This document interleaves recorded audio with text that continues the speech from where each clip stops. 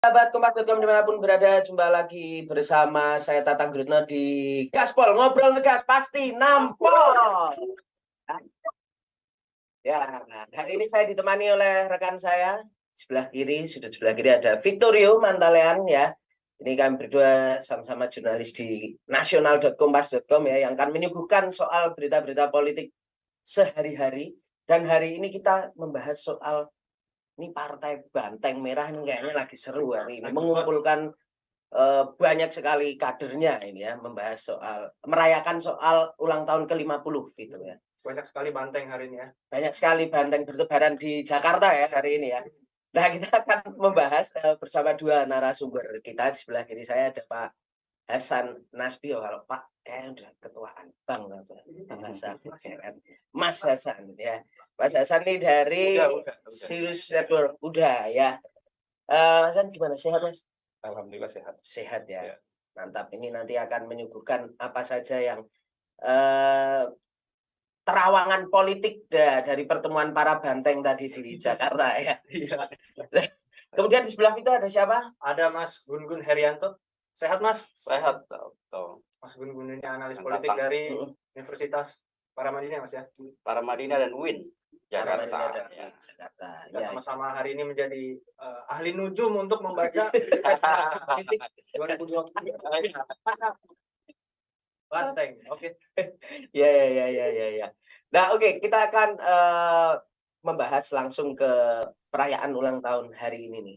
Nah, kalau dari Mas Gun-Gun sendiri, apa Mas yang membuat itu tadi, walaupun tidak menyampaikan secara langsung ya sebenarnya Mas Hasto itu soal apakah hari ini tuh Bu Mega akan menyampaikan capres atau enggak, tapi dia kan kemudian kemarin tuh bercerita tentang bagaimana dulu Pak Jokowi dipilih di 2019. Artinya tuh ya gimmick-gimmick ya, kode-kodenya itu kan kayaknya nih mau capres. Tapi hari ini nggak ada pengumuman apapun. Apa yang membuat itu ditunda kalau dalam pandangan Mas Gun-Gun sendiri? Kalau saya sih, saya sampaikan kemarin juga ke teman-teman media ya, bahwa saya meyakini untuk pencapresan PD Perjuangan itu belum disampaikan di hari ini di HUT.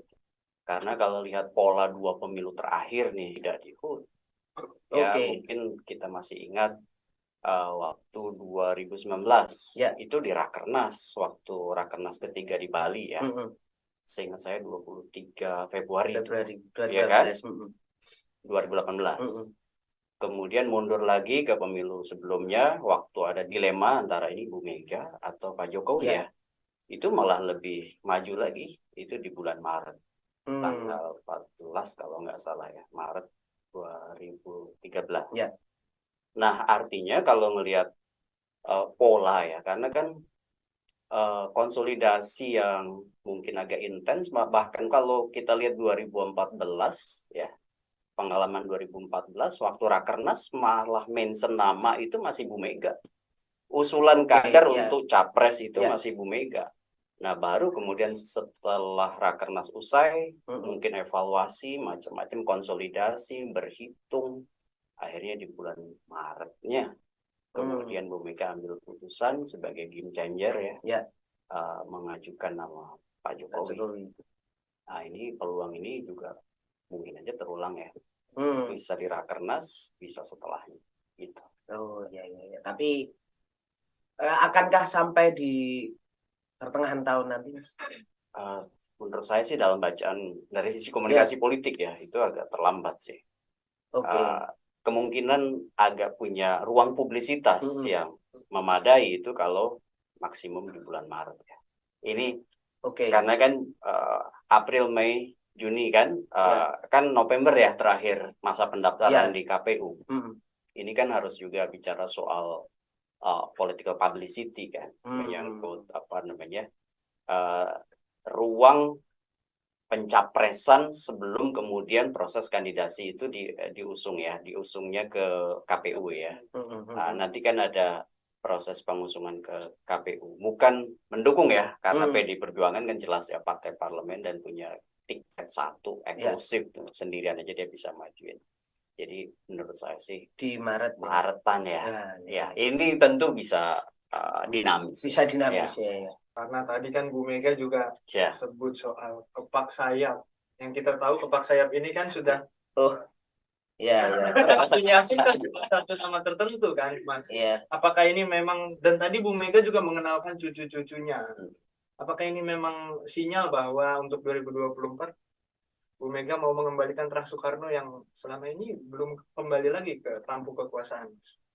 Saya lihat sih kalau membaca ya landscape politik PDI Perjuangan terutama akhir-akhir ini ya, setelah proses perbincangan soal Pilpres ini menguatkan terutama 1 tahun belakangan wacananya, Ya. wacana publiknya kan intensitasnya naik. Kan semakin terlihat bahwa ada upaya untuk, kalau bahasa komunikasi itu instrumental conditioning, pengondisian instrumental. Jadi ada macam-macam upaya, misalnya konsolidasi internal. Beberapa kali kan menyebut kalau nggak keluar aja gitu kan, bahasa-bahasa yang sebenarnya asertif ya. Ini kan tadi menegaskan juga seperti udah Hasan Nasbi sampaikan bahwa ini jangan-jangan bicara soal pengondisian internal, di mana ada misalnya faksi-faksi di internal yang juga mencari jalannya sendiri-sendiri begitu. Sebut aja misalnya kan juga kita tidak bisa menutup kemungkinan ya di PDI Perjuangan misalnya ada yang menginginkan sosok Pak Ganjar ya kan. Kemudian juga proses konsolidasi nama Pak Ganjar itu juga ada luar biasa kan, termasuk juga di sayap relawan. Betul nggak? Kopral, rekan-rekan kopral. Nah, sehingga kemudian kita baca dinamikanya juga tidak mudah, ya kan, karena proses komunikasi yang sempat dibaca oleh publik ada relasi antagonistis nih, ya kan. Padahal bisa juga, ini kan belum tentu seperti yang dibaca oleh publik, ya kan. Ini kan bisa manajemen isu, bisa manajemen konflik, ya kan. Tetapi oke lah bahwa memang ada nama Ganjar, ada nama Puan. Dan kalau kita lihat misalnya ada satu basis yang seolah-olah Mas Vito, kita bisa lihat di pemilu pasca reformasi, terutama di Pilpres langsung ya 2004 ke sini, itu kan 3 faktor itu seolah-olah menjadi juga menutup mental untuk proses-proses pencapresan itu di luar 3 faktor gitu ya. Faktor yang dominan tuh jadi 3 kan, akhirnya mengerucut ke 3. Satu bicara soal probabilitas perolehan suara yang populer, yang acceptable, ya kan. Ini bicara soal aspek personnya. Sehingga kemudian seperti orang-orang yang punya tingkat popularitas tinggi, elektabilitas tinggi begitu, yang sekalipun dia bukan berada dari jalur proses kaderisasi partai, tiba-tiba diusung oleh partai. Itu kan rumus seolah-olah jadi rumus pasti bahwa pencapresan itu harus orang yang punya tingkat popularitas, punya akseptabilitas, punya elektabilitas tinggi. Kemudian juga mental blocking itu terbentuk dengan adanya karena biaya pemilu yang tinggi, high cost, kemudian bicara soal cost of entry, biaya masuk gelanggang pertarungan, betul nggak? Seolah-olah kalau kemudian orang yang tinggi popularitasnya, akseptabilitasnya, kemudian elektabilitasnya, tapi kalau tidak ada gerbong oligarki ekonomi, kemudian seolah-olah itu menutup juga, jadi barrier to entry, jadi semacam hambatan untuk masuk ke gelanggang pertarungan. Kemudian yang juga jadi mental blocking ketiga itu bicara soal ke depan benefit of office-nya, keuntungan dalam kekuasaannya. Ya kan, contoh misalnya skema-skema koalisi partai politik itu kan seringkali menghambat. Oke, saya hanya akan mendorong misalnya orang-orang yang bisa diterima juga oleh partai lain untuk membangun semacam skema koalisi partai politik ya. Seperti masih ingat nggak yang mencalonkan misalnya Pak Jokowi di 2014 ya, waktu itu kan bukan PDI Perjuangan dulu, tapi ada Nasdem, ada P3, ya kan, masih ingat ya. Nah itu PDI Perjuangan baru masuk belakangan. Nah, artinya kita bicara soal skema-skema koalisi partai politik yang tentu ujungnya bicara power sharing, keuntungan dalam kekuasaan dalam konteks bagi-bagi jatah kabinet. Nah, sebenarnya peluang untuk berada dalam satu skema baru ya, misalnya itu sebenarnya dimiliki oleh PDI Perjuangan sekarang. Kenapa? PDI Perjuangan kan, maksud saya dia sudah punya tiket, ya kan? Sudah punya tiket karena dia sudah melampaui presidensial threshold. Jadi artinya dia bisa memajukan siapa aja untuk kemudian proses kandidasinya. Ya. Tapi kan ini perang panjang sampai Februari, awal Februari 2024, sehingga kemudian dibutuhkan juga komunikasi dengan kekuatan-kekuatan real politik lain, ya kan. Nah, saya sih melihat kalau bicara nama itu tentu ya nama Puan Maharani itu yang digadang-gadang PD Perjuangan kan. Maksud saya di luar nama Ganjar ya tentu Puan Maharani gitu. Nah, masalahnya dilema itu akan membuat kalkulasi-kalkulasi politik PD Perjuangan menurut saya memang lebih berat ya di 2024 ini dibanding 2019. Kalau 2019 oke lah. Sudah berjalan Posisi incumbent Pak Jokowi sebagai incumbent, dia punya resource ya, dan kemudian di internal juga tidak terlalu banyak faksi-faksi, meskipun riak-riak ada, tapi semua under control. Tapi 2024 kan tidak. Maksud saya, oke, sekarang salah satu pertimbangan kenapa mungkin agak delay gitu ya, itu bukan soal tiket, tapi soal bagaimana misalnya instrumental conditioning-nya itu mapan. Menurut saya, berarti terutama di internal. Secara tidak langsung nih di internal masih belum solid satu nama, ya Mas Gun Gun. Iya. Okay. Maksud saya itulah yang kemudian dipastikan oleh Bu Mega dengan bahasa-bahasa yang lebih keras sebenarnya. Oke. Iya kan? Yang itu Mas Gun Gun melihat lebih banyak, kalau tadi dari analisanya Mas Hasan ini lebih banyak ke soal perempuan tadi, bisa jadi Mbak Puan.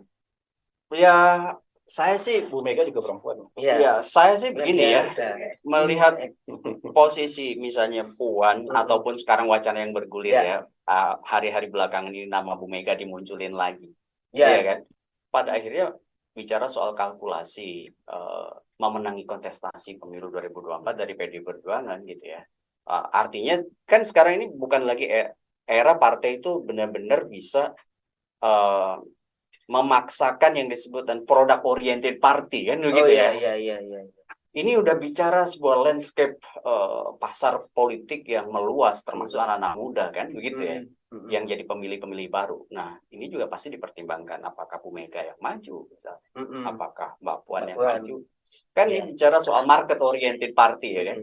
PD Perjuangan memang partai kader, tetapi dalam beberapa hal harus ada bauran pemasaran politik untuk memenangi siapapun yang didorong oleh PD Perjuangan. Ya. Soal market tadi menarik, Mas. Seandainya memang nama Bu Mega kan dimunculkan kembali. Masih ada kah Mas marketnya, Mas? Saya lihat kalau di internal mungkin Bu Mega nggak ada lawan ya. Iya kan. Tapi kalau kita bicara market di luar PD Perjuangan, saya lihat momentumnya udah kehilangan. Itu bacaan saya ya. Iya. Karena kita bicara soal potensi tadi, bagaimana misalnya Bu Mega diterima oleh basis-basis pemilih, terutama basis pemilih baru yang jumlahnya persentasenya juga besar. Seperti YZ generation itu besar, ya kan? Dan itu tentu butuh icon yang mungkin Bu Mega nggak ada di situ lah ya, bukan marketnya di situ. Siap. Pada intinya ini soal mempertanyakan apakah anak kandung Trah Soekarno ini apakah akan kembali balik lagi. Memangnya ini masuk dalam landscape politik PDIP atau Bu Mega? Mungkin Mas Gun. Kalau saya sih berpikir gini ya, politik kita ke depan ya hari ini dan ke depan dalam proses transformasi kesejarahan partai, transformasi kesejarahan demokrasi Indonesia, itu yang saya tidak setuju gitu ya. Bahwa partai itu kan entitas publik. Iya kan? Di situ proses penguatan institusinya itu ya harus kemudian fokusnya pada kader sebenarnya, ya kan, bukan soal hak khusus. Kalau kita bicara selalu hak khusus seseorang karena terah yang bisa maju, maka ya fungsi partai udah berubah, kan begitu ya. Itulah yang kemudian sudah lama sekali kita berada dalam posisi partai itu banyak yang personal sentris kan. Bahwa posisi tokoh itu tidak bisa dinafikan, iya. Kan memang tumbuh kembang institusi dalam konteks menguatnya itu salah satunya kontribusi tokoh. Tetapi juga harus membangun yang disebut dengan institusionalisasi politik di tubuh partai. Kan begitu ya. melalui ragam cara, antara lain adalah sistem kaderisasi termasuk ya distribusi dan alokasi orang ke sejumlah jabatan publik. Kalau karena hak khusus berarti partai itu jadi milik keluarga, milik privat, ya kan? Ya. Ketika entitas publik, maka siapapun yang sebenarnya punya potensi untuk maju dengan resource yang dimilikinya, bukan hanya bersifat internal, tapi juga eksternal, artinya publik juga menghendaki. Ya why not kemudian partai juga menyiapkan ragam skema untuk kemudian memastikan bahwa partai ini berada dalam satu arus, ya kan, dengan transformasi kesejarahan tadi. Artinya memang partai berjuang untuk mendengar, mengimplementasikan, kemudian sekaligus juga dalam banyak hal mengevaluasi kelemahan-kelemahan kalau kemudian hanya selalu berada dalam pola personal centris tadi. Ya contoh misalnya kita bisa, itu kan bukan hanya problem PD Perjuangan, tapi Demokrat, Gerindra, dan Nasdem, dan banyak partai-partai lain. Nah inilah menurut saya ketika misalnya pencapresan, musim pencapresan atau pencalegan datang, baru kita melihat lagi fenomena yang sama. Nanti 5 tahun lagi ke depan juga sama kan begitu. Nah artinya memang ada satu yang stagnan di situ, ya kan. Nah, contoh misalnya pilkada, ya kan lagi-lagi juga jaringannya adalah jaringan elit utama. Berarti oleh untuk elit utama partai, ya kan. Di daerah lebih kan dari ya, tahun ke tahun kita makin terasa Hmm. tuh dari satu pilkada ke pilkada berikutnya. Bahkan dari suami terus istri anak itu akhirnya kan dari hulu ke hilir, benar nggak? Dari hulu ke hilir tuh, misal penguasaan akses kompetisi jadi tidak sehat juga. Padahal asas pemilu itu salah satunya adalah competitiveness. Kalau lawan caleg, kalau lawan kotak kosong kan semakin besar nih. Kenapa? Karena resource yang dimiliki misalnya bupati, wali kota di daerah, daripada misalnya kompetisi bebas, pasar bebas, belum tentu juga kita menang, udah beli aja partai-partai dalam tanda petik ya mahar. Akhirnya kemudian melaju misalnya dengan hanya satu kandidat. Akhirnya kan makin jumlah kandidat tunggal itu makin banyak kan. Coba tengok sejarah pilkada kita. Artinya dalam konteks modernisasi partai ini tentu harus dikritik. Gitu. Oh iya. Tapi bahwa keinginan untuk terus melanjutkan terah Soekarno itu kayaknya ada ya Mas. Iya kan nggak bisa dinafikan. Itu juga nggak salah. Sebenarnya begini, maksud saya nggak salah tuh gini, bahwa keluarga Soekarno berpolitik kan memang dari itu. Nggak ada yang salah proses misalnya itu terjadi di Benazir Bhutto, ya kan, Rajon Aquino, ya kan, kemudian juga Hillary Clinton. Tapi kan bukan semata-mata karena suami, istri, anak, tapi mereka bertransformasi menjadi politisi profesional. Puan menurut saya juga sudah bertransformasi kan menjadi politisi profesional. Ya dia bukan hanya semata-mata anak Ibu Mega atau Terah Soekarno. Lihat aja portofolio dia menjadi pemimpin sekarang, bahwa diuntungkan dengan posisi Bu Mega atau Terah Soekarno, hanya maksud saya jangan memaksakan kalau kemudian semata-mata karena Terah Soekarno harus jadi capres misalnya, ya kan? Itu yang memang harus ada banyak pertimbangan lain yang realistis juga ya Mas ya. Maksud saya itu, jadi bukan hanya karena semata-mata Terah, tapi punya resource politik lain. Oke, siap. Nah ini kemarin juga ramai soal sistem pemilu proporsional tertutup dan terbuka ya, sahabat Kompas.com ini. Jadi kalau terbuka itu kan kita sebagai pemilih bisa nyoblos nama seperti yang selama ini berjalan ya. Benar. Sementara kalau tertutup partai yang nentuin siapa yang nyoblos. Nah ini uniknya hanya PDIP yang setuju tertutup nih. Tertutup itu jadi cuman nanti di pileg itu cuman nyoblos gambar partai. Nanti partai yang nentuin siapa yang jadi anggota legislatif. Nah ini ternyata PDIP doang yang setuju. Apakah ini juga ada urusannya Mas dengan internal PDIP gitu untuk mengamankan atau apalah gitu mungkin Mas Bun? Sebenarnya kalau kita lihat sikap PDIP soal proporsional tertutup kan bukan kali ini aja, sudah cukup lama. PDIP Perjuangan termasuk yang setuju dan proporsional tertutup, ya kan? Jadi ini sebenarnya dihubung-hubungkan aja dengan pencapresan. Cocok logi ya Mas ya. kalau dalam bacaan saya, karena ini wacana PD Perjuangan soal proporsional tertutup bukan kali ini aja. Bahwa memang kalau proporsional tertutup akan menguntungkan, terutama bagi PD Perjuangan, ya. Kalau saya sendiri termasuk yang punya standpoint tidak setuju dengan proporsional tertutup, ya. Saya lebih kemudian melihat proporsional terbuka terlepas dari ragam plus minusnya, ya, itu jauh lebih membuka ruang, gitu ya, membuka ruang. Kemudian tidak hak khusus mereka yang bernomor urut jadi, ya, 1, 2, dan mungkin ini akan banyak problem, ya, kalau kemudian ruang yang sudah sebenarnya di jalan yang tepat, on the right track, ya, dalam bacaan saya kemudian diputar ulang ke proporsional tertutup. Ya. Tetapi kalau kita bicara soal tadi pencapresan, saya sedikit ini ya, diskusi soal faksi tadi. Ini menarik sih bagi saya. Saya ingin mengatakan begini, di PD Perjuangan bahwa hari ini tidak ada faksi itu formally, ya kan? Karena organisasi apalagi partai itu impossible kalau kemudian tidak ada klik, tidak ada faksi. Ya, dan kenapa kemudian sekarang tidak muncul? Itulah yang disebut dengan penstrukturan adaptif dalam bahasa teori atau akademik. Jadi ada satu situasi di mana orang-orang yang bersuara berbeda itu akan menahan diri karena takut dianggap sebagai penyimpang. Iya kan, dan itu beresiko bagi. Dan itu Mas Gun karir politik. Iya dong. Iya.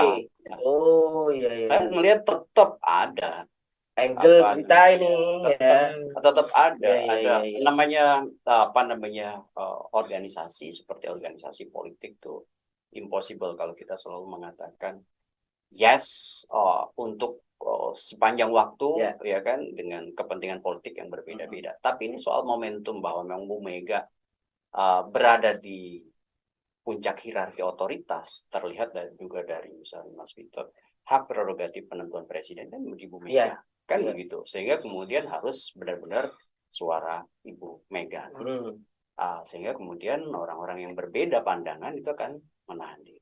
Jadi faksi tetap ada, tapi pasti akan menyesuaikan diri, menahan diri, dan kemudian mengonsolidasikan melihat momentum. Nah itu jadi nggak itu pertanyaannya, aduh. Ini faksinya siapa dengan siapa? Nyari judul. Iya, faksinya siapa dengan siapa ini Mas Gun? Mungkin kalau yang judul berita kayaknya itu. Kalau yang sudah kelihatan seperti apa itu Mas Gun? Iya kan, kalau ngomongin faksi itu sebenarnya kalau sekarang Bu Mega gitu ya, kemudian tentu ada Puan dan elit utama PD Perjuangan, kan tidak seluruh juga sekarang jadi elit utama semua kan. Dan PD Perjuangan juga bukan hanya berada di pusat kan, tapi juga pengurus-pengurus daerah. Jadi kan tidak seluruhnya berada dalam satu arus utama yang sama, menginginkan capres misalnya Mbak Puan, tapi kan menahan diri juga kan, pasti. Bukan hanya relawan menurut saya menginginkan Ganjar kan, gitu ya. Tapi kan sekarang semua menahan diri, gitu maksud saya. Nah proses itu saya tidak ingin mention nama ya, soal siapa melawan Bu Mega, tapi kan ini memang sengaja aja. Biar pamannya nanti Mas Gun. Tapi saya lihat banyak sejarah. Tadi udah Mas Hasan bisa sampaikan juga, ketika misalnya sekarang eksplisit melawan Bu Mega atau berbeda pandangan Bu Mega, dan Bu Mega kemudian mendiamkan karir politik orang-orang ini juga mungkin sejarah Pak Roy P. Janis atau yang lain gitu kan, itu juga sejarah yang pernah terjadi di PD Perjuangan. Jadi masih menahan diri untuk nggak berekspresi atau nggak berkonsolidasi di bawah ini, Mas? Ya, kalau konsolidasi itu hal yang lumrah kan dalam politik, ya kan? Ya, soal bagaimana laten dan manifest aja sebenarnya. Di bawah atau ke permukaan kan begitu, ya kan? Kalau Mas Gun melihatnya juga PDIP akan wait and see sampai terakhir karena punya privilege tadi, atau dia akan berusaha mempengaruhi? Saya agak berbeda ya. Kalau Mas Gun poros perubahan tadi optimis terbentuk nggak? poros gondang dia. Saya melihat ya itu yang saya sebut agak berbeda. Eh, saya membaca bahwa pertama poros yang dianggap atau dibaca sebagai circle di luar Pak Jokowi gitu ya. Ya. Sebut aja Nasdem dengan konsolidasi yang dilakukan hari ini. Itu potensi untuk jadinya juga ada. Oke. Gitu. Agak berbeda kan ya. Iya. Dalam perbincangan-perbincangan. Saya sudah ekstrim sampai turun awal. Iya. Nggak apa-apa. Bisa jadi ketua kelas. Sekalipun tidak ada kelas, tapi ada namanya ZOPA-nya ya kan dalam negosiasi. Iya, Zone of iya. Possible Agreement-nya itu menurut saya masih memungkinkan. Terutama dalam konteks misalnya keuntungan kekuasaan. Begitu. Ya, apa yang itu bisa kita dedah banyak ya. Tapi potensi untuk kemudian Nasdem ketemu dengan PKS, gitu, ketemu dengan Demokrat, sekalipun misalnya masih pasti ada ego masing-masing partai, itu potensi ketemunya juga untuk 2024 masih ada. Gitu. Soal person yang kemudian sudah declare oleh Nasdem, Pak Anies, ya tentu tidak mudah ya untuk kemudian mengonsolidasikan dengan PKS dan Demokrat. Tapi bukan berarti itu kemudian sudah the end of history gitu ya. Ini kan proses yang masih sangat cair. Masing-masing juga masih juga kebingungan kan kalau mereka kemudian kayak misalnya Demokrat dan PKS juga tidak ambil posisi untuk kemudian di luar gerbongnya PD Perjuangan atau sebut aja circle-nya Pak Jokowi juga mereka kan walaupun kayaknya digoda-goda ya pasti digoda-goda ya pasti. Nah ini maksud saya begitu ya. Jadi posisi untuk kemudian membentuk poros itu masih ada. Oke. Kemudian soal tadi ya PD Perjuangan kembali ke capresnya. Dalam bacaan saya juga masih mungkin ada bukan soal matematis ini tapi soal pertimbangan orientasi kemenangan di kemudian hari. Maksud saya ini kan bicara soal probabilitas. Tentu partai juga kan menghitung bukan hanya maju tiket eksklusifnya tiket begitu ya, kemudian bisa mengusung misalnya Puan sebagai atau Bu Mega atau whoever yang diusung oleh PD Perjuangan untuk menjadi capres, tapi kan potensi kemenangannya juga sehingga saya kok meyakini bahwa Bu Mega dengan pengalaman yang panjang itu dalam politik, ya, dia tentu juga semacam menghitung potensi PD Perjuangan untuk hat-trick gitu ya, ya kan? Kan ini kan sudah dua, ya kan, pemilu memenangi dan kemudian potensi untuk memenangi lagi di 2024 itu juga sebenarnya kan ada, sehingga kans itu juga pasti akan dikelola kan oleh PD Perjuangan ya lewat misalnya potensi orang baik itu Puan ataupun Ganjar ataupun dirinya gitu kan dihitung tuh pasti dia hitungan psikopolitis ya yang kemudian juga termasuk juga potensi suara di pemilih. Jadi bagi saya sih belum pasti juga Puan atau Bu Mega meskipun misalnya tadi Mas Hasan Nasbi bicara soal message perempuan panjang gitu, tapi kan itu bacaan di front stage, panggung depan, dan narasi itu bisa kemudian terpatahkan akhirnya dengan hitungan-hitungan kalkulatif ya soal potensi ke depan memenangi pemilu gitu.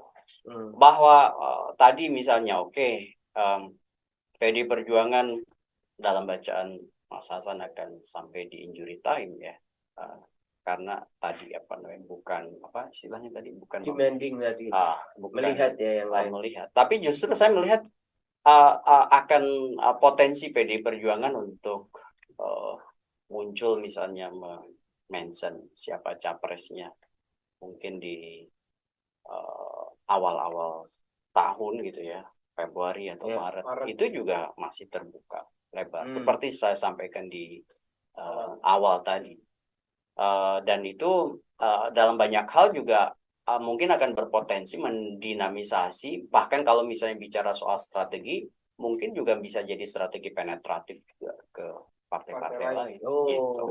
jadi membubrah tatanan Iya. koalisi yang sekarang sudah ada gitu. Iya. Oh iya iya iya. Karena PDIP memang Karena juga ada yang banyak yang menunggu kan, termasuk Iya. KIB. Ya kan, Iya, KIB iya. kan juga menunggu siapa yang kemudian dan kemana bandul politik PDI Perjuangan. Sehingga mau nggak mau itu akan mengubah peta. Makanya saya istilahkan tadi di awal, Bu Mega bukan hanya semata-mata queen maker sebenarnya, Oh, tapi iya, dia iya. bisa jadi game changer gitu. Memang luar biasa ini Bu Mega ini ya. Mantap, mantap, mantap, mantap. Nah, itu tadi ya pembicaraan kita, tepuk tangan dulu dong. Sepi sekali ya. Ini saya mengikuti omongan Bu Mega, tepuk tangan aja harus dikoordinasi. Nah, nasib ini. Kalau Mas Gun-Gun sendiri, ya gimana Mas? Nasdem jadi terbentuk nggak ini ini soal PDIP? Soal Ya? PDIP, saya lihat gini, pengalaman dulu Pak Jokowi dari Solo ke DKI aja, banyak elit PDI Perjuangan kan yang asertif, ya kan? Pernyataan-pernyataannya sebenarnya menohok soal misalnya tidak setuju Pak Jokowi maju di DKI. Pun demikian pada saat mau pilpres. Termasuk Pak Topiknya Mas kan? Waktu itu. Tentu teman-teman masih ingat. Artinya belum tentu yang di front stage itu bagian dari alur cerita sesungguhnya gitu loh. Siapa tahu kita tergocek. Iya. Jadi itu saya udah ingatkan bahwa selalu ada dimensi manajemen isu, manajemen konflik ya, yang itu kadang-kadang tidak bisa dibaca dengan mata telanjang gitu. Kasat mata kasat berarti mata. Mas. Butuh semacam melihat bandul itu dengan para aktornya. Kalau misalnya benar-benar tidak dikehendaki, tentu kan juga ada resistensi dari elit utama, dalam konteks ini adalah Bu Mega. Toh buktinya Pak Ganjar juga Bu Mega menurut saya welcome kan, ya, bahwa ada sekarang sinyal-sinyal ya belum kuat atau mungkin gestur politik yang tadi lebih mengarah misalnya ke sosok perempuan, itu bisa jadi ada satu hal yang juga belum dibaca oleh publik secara utuh, gitu loh maksud saya. Yang lebih pas sebenarnya mengkomparasikan banyak momentum politik untuk kemudian mencari benang merah tradisi Bu Mega itu, gitu. Makanya kemudian kita bisa lihat pengalaman pemilu 2019, pengalaman pemilu 2014, pengalaman pilkada DKI, gitu.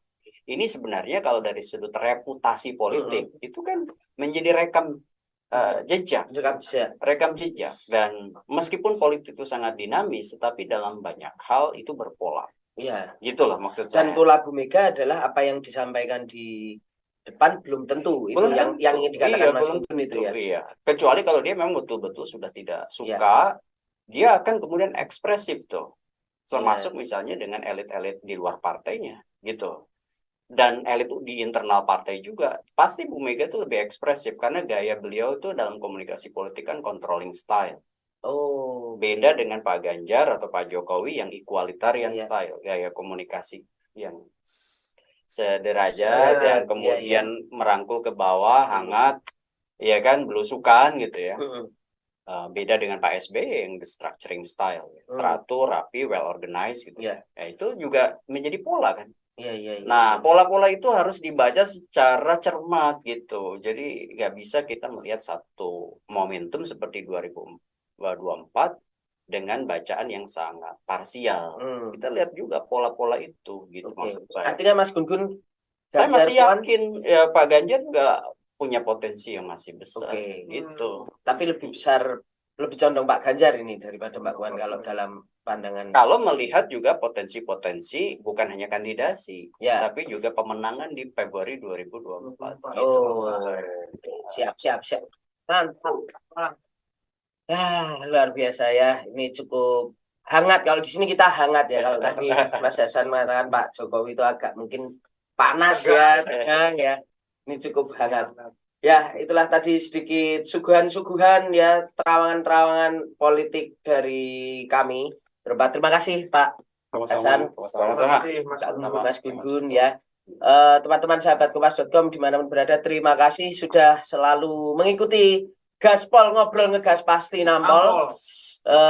Nantikan gaspol-gaspol yang lain di tahun politik ini pasti bakal Banyak nampol, sekali. nampol lagi ya. Oh, Saya Tatang Girno dan rekan saya saya Vittorio.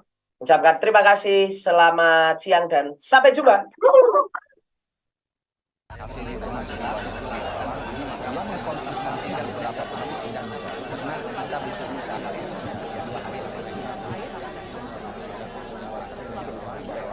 Jadi DPR sebagai lembaga independen yang salah satu force hingga kedatangan orang